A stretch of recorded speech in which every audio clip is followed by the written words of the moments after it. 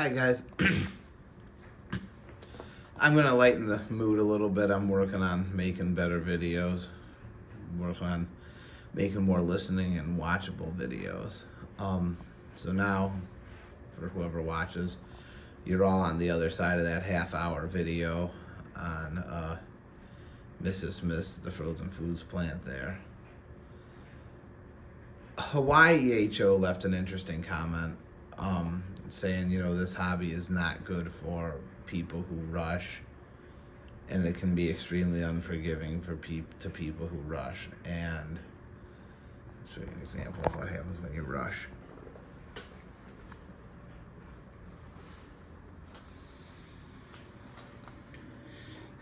That building was rushed to put together, and it looks like it too. And I tell myself, boy, I wish I would have done a better job on that.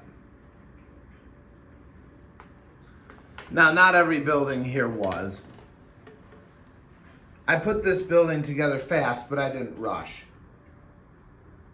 I painted everything, let all that dry, then started gluing it together, and it went together a lot quicker and better. It's one of the better buildings, I think, on the layout. Is it perfect? No, but it's a lot better.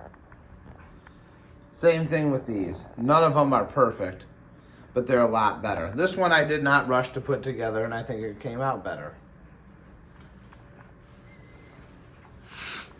So, yeah, when you rush everything in this hobby, if you rush it, man, it just doesn't come out well. You gotta take your time. And I'm an impatient person. I want results now. I want to get it out of the box and get it going. But life doesn't always work like that. And as I've gotten older,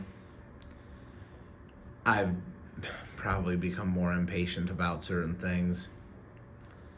I notice myself getting angrier quicker and easier. It doesn't help that the world that we live in is so user hostile. Everything is so user hostile. Who's that guy, North Dakota Switching Layout or something, who talks about how he goes, every time I do go to do anything, it's always blocked by some big chunk of plastic. And he showed under his car hood, and he showed the problems he was having with his Rapido locomotives, and how he sent them back to Rapido, and they were, there's nothing wrong, you're just stupid. You know how these companies are. And even though the thing doesn't work, you know how inept most of these places are, and the people who work. I don't hear. If things in this world weren't so aggravating, and maybe they've always been this way, I don't know. I mean, it's just how it goes, though. Customer service is usually lousy everywhere you go, and it's just things, it takes a lot of patience. Our lives are so complicated every day, especially here in like North America. You've got car insurance and property taxes and mortgage and credit card bills and pay this and pay that and go to work and earn money here to pay money over there. And it's just very, very, complicated. Get the registration for your car, make sure the license plates are good.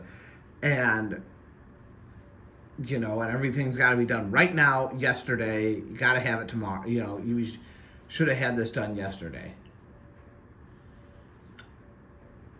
And it's tough. It's tough.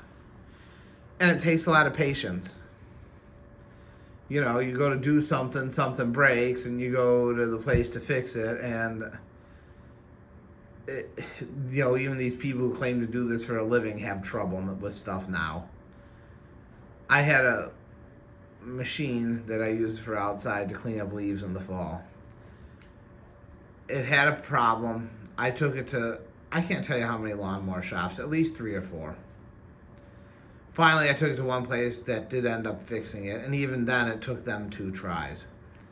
They replaced the belt and a couple other things, and I went to use it, and it broke. After I had already paid them $300 or whatever it was to fix it. Now, they did, to their credit, look at it again, and they actually did take the time to look at it and found there was a bad shoulder bolt. And I thought, well, that must be it, because I'd never heard anyone talk about that. And then the machine has worked great ever since then. But it was just, it's just maddening, though, some stuff. You know, but that's the world we live in, and it just takes a lot of patience, I guess. Patience in this hobby to do it right. I mean, nothing's gonna be perfect. Nothing ever is, and mistakes are still gonna happen. But patience in the hobby to do it right.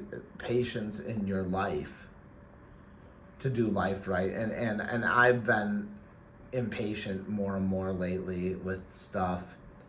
I don't know if it's the cell phone. I don't know what it is. I know people's attention spans now are, however, some could argue, well, you know, how much are you going to pay attention to something that really isn't relevant to you? You know, education is only valuable if you have a use for it. If you don't have a use for it, then it's really doesn't have value, so you're not going to be paying attention. You're only going to be paying attention to what you're interested in, to what you have a use for. You know, I mean, I don't run a nuclear reactor core for a living, so therefore I'm not going to watch a training video on how to run a nuclear reactor core. That doesn't matter to me. You know, so there is that. I mean, you know, and I'm guilty of this too. I talk too much. I blab too much. I ramble too much. I know that. You know, I got to do a better job of getting right to the point. Anyhow, 7 minutes, that's long enough. Have a wonderful Saturday. I'll talk to you guys soon. Bye-bye.